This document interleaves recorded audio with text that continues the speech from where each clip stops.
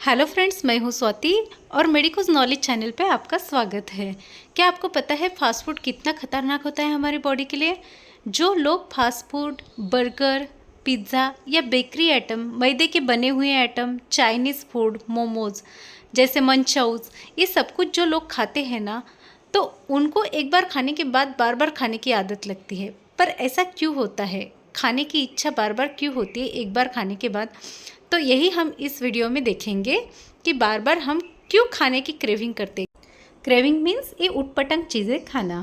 तो चलो यही देखते हैं हम इस वीडियो में। तो सबसे पहले मैं आपको ये बताती हूँ कि डाइजेस्टिव सिस्टम के बारे में मैंने पहले भी एक वीडियो बनाया है, पूरी डाइजेस्टिव सिस्टम बताई है। हम खाना जो खाते हैं वो कैसे पचता है या सड़ता है, खाने के साथ हमारे पेट में क्या होता है, तो पूरा मैकेनिज़्म मैंने आपको पहले वीडियो में बताया। अगर आपने वो वीडियो नहीं देखा होगा तो पहले वो वीडियो देख लो, फिर बाद में ये बहुत अच्छी तरह से आपको समझ में आएगा कि फास्ट फूड कितना खतरनाक होता है। क्योंकि डाइजेशन के बारे में मैंने पहले भी आपको बताया है। तो पहले डाइजेस्टिव सिस्टम देख लो, बाद में ये वीडियो आप देखोगे तो आपको बहुत अच्छी तरीके से समझ में आएगा। देखो, जो हम फास्ट फूड खाते हैं तो ये हमारे मुंह से लेके हमारे पेट में आते हैं, फिर उसके बाद ये बहुत देर तक पेट में ही जंक फूड रहते हैं, क्योंकि इसमें लाइव एंजाइम नहीं रहते हैं। जो फास्ट फूड जंक फूड रहते हैं ना, उसमें लाइव एंजाइम नहीं रहते हैं। अब देखो, ये जंक फूड बनते किससे है? मैदे से। और मैदा किससे बनता है? गेहूँ से। और आटा भी गेहूँ से ही बनता है। पर आटा और मैदे में ऐसा क्या फ़र्क है जो हम कहते हैं कि गेहूँ हमारे सेहत के लिए बहुत अच्छा होता है, वहीं पे मैदे के जो आइटम रहते हैं वो हमारे बॉडी के लिए हार्मफुल रहते हैं?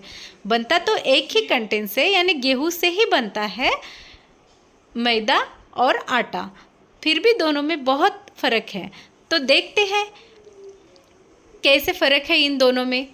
तो अब देखो, जो गेहूँ है उसमें 3 लेयर होती है। 3 लेयर यानी सबसे ऊपर की जो लेयर है आप देख रहे हो, उसे ब्रैन कहते हैं।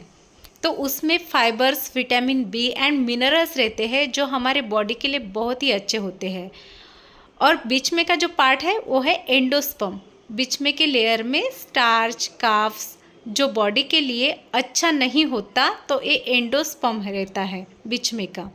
फिर नीचे का जो पार्ट है जर्म, एम्ब्रियो, ये पूरा न्यूट्रिशन से भरा हुआ होता है। आपको तो एम्ब्रियो पता ही है, आपने सुना ही होगा, वो बहुत न्यूट्रिशियस रहता है। वैसे ही ये जो जर्म्स है नीचे का पार्ट, तो वो जो है वो पूरा न्यूट्रिशन से भरा हुआ होता है। जैसे vitamin B, vitamin E, phytochemicals and healthy fats भी रहते हैं। ये जो है हमारे बॉडी के लिए बहुत अच्छे होते हैं। सिर्फ जो बीच में का पार्ट है एंडोस्पर्म, हमारे बॉडी के लिए अच्छा नहीं होता, क्योंकि उसमें स्टार्च और कार्ब्स रहते हैं और उसी से ही मैदा बनता है। तो ये हमारे सेहत के लिए अच्छा नहीं होता मैदा, क्योंकि एंडोस्पर्म के भाग से ही मैदा बनता है। अब देखो, इसमें स्टार्च और कार्ब्स बहुत रहता है, इसलिए हमने कहा है ये अच्छा नहीं है। अब देखो, स्टार्च और कार्ब्स हमारे बॉडी के लिए क्यों अच्छा नहीं है? ये तो गेहूं से ही बनता है, फिर भी अच्छा क्यों नहीं है? क्योंकि स्टार्च जो रहता है उसमें चिकटावा रहता है। अब देखो, स्टार्च पेट में गया तो वो पेट में चिपकेगा और वहीं पे काफ़ी देर तक रहेगा। अब देखो, मैंने पहले भी वीडियो में बताया है कि अगर हम कुछ खाते हैं तो वहाँ पे कुछ एंजाइम्स प्रोड्यूस होते हैं। वैसे ही देखो, अगर हमने फास्ट फूड खा लिए तो वहाँ पे क्या हो गए? एंजाइम्स प्रोड्यूस हो गए। जैसे देखो, अभी HCl वहाँ पे प्रोड्यूस होगा, यानी एसिड प्रोड्यूस होता है और हमारे खाने में मिक्स होता है। तो ये जो मैदा के एटम हम जो खाते हैं, मैदे के एटम फास्ट फूड, तो वो क्या करेंगे? वो हमारे पेट में चिपकते हैं, क्योंकि उसमें चिकटावा रहता है और वो एक ही जगह पे जम जाएंगे और उसका जैसे गोले गोले बनते हैं, हर एक जगह वो गोले गोले बन के चिपकेंगे। और उसमें क्या होगा?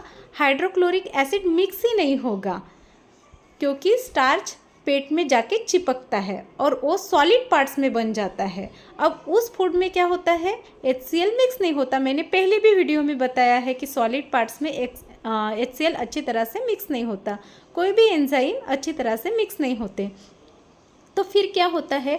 हाइड्रोक्लोरिक एसिड जो है उसका लेवल बढ़ जाता है। एक गोले जो है मैदे के वो वहीं पे रहते हैं, उसमें HCl मिक्स नहीं होता और HCl ऐसे ही वहाँ पे पड़ा हुआ रहता है। उसकी वजह से क्या होता है? एसिडिटी होने लगती है और एसिडिटी होने की वजह से हमारा पेट भी बहुत दुखता है। और मैदे के आइटम अगर पेट में जाके चिपक गए तो आपका पेट भी हेवी हो सकता है, आपको हेवीपन आता है। अब देखो, ये पूरा फास्ट फूड हमारे पेट में है। अब ये खाना क्या होता है, पेट से होके जब बहुत देर के बाद छोटी आंतड़ी में जाता है, क्योंकि वो तो बहुत देर तक हमारे पेट में ही रहता है, उसका तो कुछ भी उसमें एंजाइम मिक्स नहीं होते, डाइजेशन नहीं होता, वो वैसे ही छोटी आंतड़ी में चले जाते हैं, वो भी काफ़ी देर के बाद। और छोटी आंतड़ी में जाने के बाद वहीं पे भी वो चिपकने लगते हैं जगह जगह पे। स्मॉल इंटेस्टाइन में ये जो खाना है, फास्ट फूड है, वो चिपकने लगता है। वहाँ पे क्या होता है, वहाँ पे ये सड़ने लगता है हमारे छोटी आंतड़ी में। अगर वहाँ पे वो सड़ने लगा तो वहाँ पे क्या होगा, वायरस बैक्टीरिया निर्माण होंगे, अपना घर बना लेंगे, और उसकी वजह से क्या होगा, एसिडिटी होगी, आपको बहुत ज़ोर से पेट में दुखने लगेगा। और फिर आप क्या करोगे, डॉक्टर के पास जाओगे, डॉक्टर को बताओगे ऐसा ऐसा हुआ है, डॉक्टर गोलियां देंगे और गोलियां लेके आपकी तबीयत अच्छी हो जाएगी। लेकिन उस गोलियों के भी कितने साइड इफ़ेक्ट होते हैं क्या आपको पता है? गोलियां लेने के बाद आपकी तबीयत तो अच्छी हो जाती है, बट इतने साइड इफ़ेक्ट होते हैं, सादे पैरासीटामोल टैबलेट से भी आपको साइड इफ़ेक्ट हो सकते हैं। क्या आपको पता है? आप मल्टीविटामिन भी लेते हो, उससे भी साइड इफ़ेक्ट होते हैं। यानी गोलियां हमारे बॉडी के लिए कितनी हार्मफुल होती है, ये आपको समझ गया होगा। अब देखो, फास्ट फूड खाने के बाद क्रेविंग क्यों होता है, यानी फास्ट फूड खाने के बाद भी हमें कुछ उटपटांग चीज़ें खाने की क्यों इच्छा होती है, यही पे अभी हम देखेंगे। देखो, 1908 में क्या हुआ था, जापान में दो सुजुकी नाम के ब्रदर रहते थे। उनका खुद का रेस्टोरेंट था और वहाँ पे जो कस्टमर आते थे खाना खाने के लिए, तो वो एक बार खाना खाने के बाद कैसे उनको ज़्यादा भूख नहीं लगती थी, एक बार खाना खाने के बाद बार बार वो नहीं आते थे। तो सुजुकी ब्रदर सोचने लगे कि हम ऐसा क्या करें कि हमारे खाने की डिमांड बढ़ जाए और हमेशा हमेशा कस्टमर हमारे ही होटल में आते जाते रहे। तो फिर उन्होंने सोचना शुरू कर दिया। उन्होंने सोचा कि इनकी भूख भी बहुत बढ़नी चाहिए, इनकी भूख ख़त्म नहीं होनी चाहिए, और एक बार इन्होंने खाया तो इनको खाने की भी बहुत इच्छा होनी चाहिए। तो जब ये अपनी बात उन्होंने दोनों भी ब्रदर ने साइंटिस्ट के पास रखी, तो साइंटिस्ट ने क्या किया, उनको एक अच्छा तरीका बताया। उन्होंने बोला, हम कुछ ऐसा केमिकल तैयार करते हैं कि अगर वो फास्ट फूड ने अपने फास्ट फूड में मिलाया तो आपके कस्टमर बहुत बढ़ जाएंगे, और एक बार अगर उन्होंने खा लिया तो वो बार बार आते रहेंगे। ऐसा समझो, ये एक प्रकार का ड्रग्स ही है ना। उन्होंने केमिकल बनाया, लेकिन जो एक बार हमने अपने ज़बान को एक खाना लगाया तो बार बार खाने की इच्छा होती है, तो हम उसे ड्रग्स ही कहेंगे ना। तो देखो, साइंटिस्ट ने क्या किया, फिर एक केमिकल बनाया, उसे एमएसजी कहते हैं, एमएसजी पाउडर, और उसे हम हिंदी में कहते हैं अजीनोमोटो, जिस पे बैन भी आया है, फिर भी लोग चुप चुप के इस्तेमाल करते हैं रेस्टोरेंट में। तो इंडिया में तो इस पे बैन है, फिर भी लोग इस्तेमाल करते हैं। तो देखो, ये जो केमिकल है साइंटिस्ट ने बनाया और दोनों भी ब्रदर को इसका तरीका बताया, और उन्होंने बताया ऐसा केमिकल है, अगर आप फास्ट फूड में मिलाओगे तो आपके कस्टमर ने एक बार इसे सूंघ लिया, खाने से टेस्ट कर लिया, तो उनकी इच्छा बढ़ती ही रहेंगी एक खाना खाने की, फास्ट फूड खाने की। और उनको स्मेल भी आया तो भी उनका ब्रेन उनको ग्रीन सिग्नल देगा कि एक खाना खाओ। तो ऐसा उन्होंने एमएसजी पाउडर बनाया, जिसे अजीनोमोटो कहते हैं। फिर उन्होंने वो केमिकल अपने खाने में डाला, और जब उन्होंने लोगों को खाना सर्व किया तब उनको समझ में आया कि सच में अपने खाने की डिमांड बढ़ रही है और लोग हमेशा आते जाते रहें। तो वो एमएसजी पाउडर क्या करता है कि हमारे भूख को बढ़ाता भी है, और हमारी जिभ कंट्रोल में नहीं रहती है। अगर हमने एक बार खा लिया तो पूरा खाने की इच्छा होती है।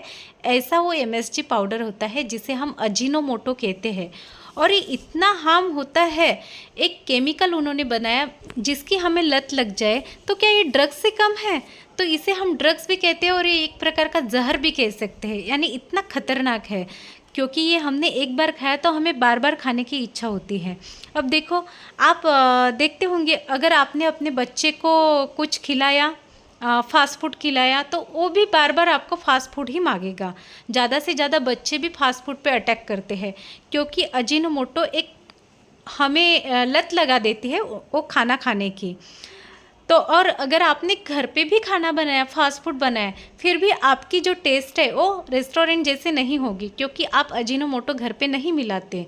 अगर मिला भी रहे होंगे तो उसे स्टॉप कर दो, क्योंकि मैंने अभी बताया वो एक बहुत खतरनाक पाउडर है। यानी एमएसजी पाउडर जो अजीनोमोटो है, उसकी वजह से हमें स्मेल भी बहुत अच्छा आता है फास्ट फूड का। बार बार खाने की भी इच्छा होती है। यह हमारी भूख भी बढ़ाता है, यानी क्रेविंग को बढ़ाता है। उटपटांग चीज़ें खाने के लिए मजबूर कर देता है। और फास्ट फूड खाने के लिए अजीनोमोटो की वजह से आपके बच्चे भी बहुत डिमांड करते हैं कि हमें फास्ट फूड ही चाहिए। देखो इसकी कितनी लत लग जाती है, यानी कितना ख़राब है ये अजीनोमोटो। अब देखो ये अजीनोमोटो कितना हार्मफुल होता है हमारे बॉडी के लिए, ये भी बताती हूँ उसके नुकसान क्या है। अगर आप ज़्यादा फास्ट फूड खाने वाले लोग हैं, यानी 2 साल से आप ऊपर के ऊपर खाना खा रहे हो और ज़्यादा से ज़्यादा फास्ट फूड ले रहे हो, यानी 2 भी साल हो गए, 2 साल से भी आपका ऐसा ही शुरू है, तो आपको कई तरह की डिसीज़ हो सकती है, आपकी बॉडी बीमार हो जाएगी। देखो इससे क्या क्या हो सकता है अजीनोमोटो की वजह से। और मैदा भी बहुत ख़राब है, मैदे में ही ये मिलाया जाता है। पहले मैंने आपको मैदे के बारे में बताया कि मैदा डाइजेस्ट नहीं होता, पेट में चिपकता है, स्मॉल इंटेस्टाइन में चिपकता है, और चिपकने की वजह से उसका डाइजेशन कुछ भी नहीं होता, उसमें एंजाइम्स मिक्स नहीं होते, और फास्ट फूड में लाइव एंजाइम भी नहीं रहते हैं। उसकी वजह से वो हमारे सेहत के लिए बहुत ख़राब है। तो जैसे उसकी वजह से कौन से आपको बीमारियां हो सकती है, तो डायबिटीज़, हार्ट डिसीज़ होना, यानी कार्डियोवास्कुलर सिस्टम पे आपके इफ़ेक्ट करेगा। मेंटल डिसऑर्डर हो गया, आपको मानसिक स्थिति अच्छी आपकी नहीं रहेगी। आपका मोटापा बहुत बढ़ाएगा। ये तो मोटापा का तो आपको पता ही है कि फास्ट फूड से मोटापा बढ़ता है। और कई तरह की बीमारियां आपको लगती है। आपको स्ट्रेस आएगा, नींद नहीं आएगी या बहुत नींद आएगी, बार बार बीमार पड़ते रहोगे, ओवरवेट हो जाओगे, और आपको फिर मेडिसिन पे ही रहना पड़ेगा। यानी इतना खतरनाक है ये फास्ट फूड खाना। तो अजीनोमोटो इसीलिए खाना छोड़ो, और घर पे भी बनाते होंगे तो भी खाने में डालना छोड़ दो, और ज़्यादा से ज़्यादा हेल्दी फूड्स खाओ। हेल्दी फूड्स के भी मैंने पहले वीडियो बनाए हैं, कौन से हेल्दी फूड्स हो।